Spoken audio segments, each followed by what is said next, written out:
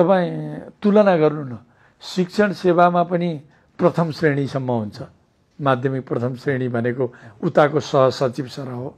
माध्यमिक प्रथम श्रेणीको एउटा शिक्षकलाई विद्यालयमा गएर हेर्नु होला, त्यसको छुट्टै कुर्सी पनि छैन, छुट्टै टेबल पनि छैन, त्यसलाई बाहिर निक्लिने बेला गाडी सुविधा पनि छैन, न त्यसको पिए होला न कोही होला।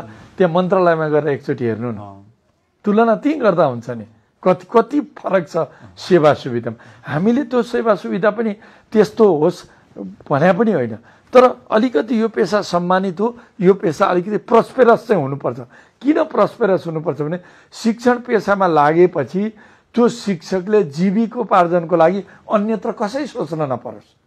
यो पेसाबाट म बाँच्न सक्छु, मेरो परिवार बचाउन सक्छु भन्ने परिस्थिति सिर्जना भयो भने त्यसले लगाव बढ्छ कि बढ्दैन, मेहनत बढ्छ कि बढ्दैन, निष्ठा बढ्छ कि बढ्दैन। अहिले छैन भनेको होइन, तर त्योभन्दा बढोत्तरी भएर आउँछ नि त। सेक्युरिटी एउटा सुरक्षाको अनुभूति गर्छ नि पेसाकर्मीले। सुरक्षाको अनुभूतिले पेसाकर्मीको काम गराइमा के ल्याउँछ भने तीव्रता ल्याउँछ, उत्साह ल्याउँछ। त्यही कुरा मागिरहेका छौँ हामी। यहाँले यसलाई कम्प्लिट गरौँ। यो जस्तो यहाँले भन्नुभयो कि ठ्याक्कै तलबै त उही प्रथम श्रेणीको शिक्षकलाई सहसचिव सरको तलब दिएको होला, तर उसले 10 to 5 मा विद्यालय कक्षा कोठाभित्र गर्ने उसले एक्टिभिटी र एउटा सहसचिवले